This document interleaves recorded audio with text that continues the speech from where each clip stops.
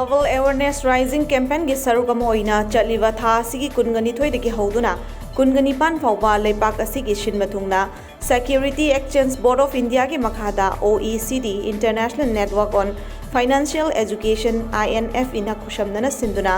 leipak sinma thungna pangthokliba Global Money Week lisingani kungama thoi Idle English School kumbi da sungrang pangthokre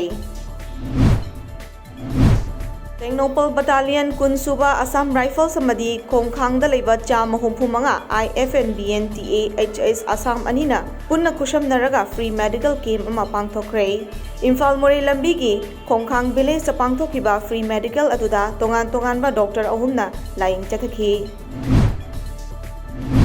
The All Manipur Gorkha Students Union AMGSU na Gorkha gi ahal mahairoi na chingba Miyoi singna yausanga mari leinana lambi thatuna sel khaibada athingma thamle hairi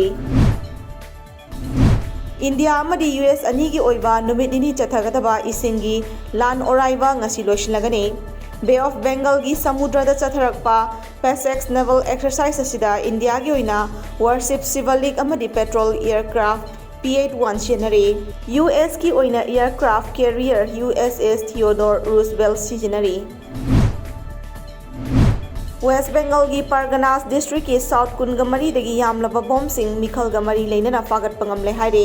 Election Commission of India na phongdorakpagi matungina hairiba mafam asidagi haukiba thangsa numita bomb 53 fagat ki haire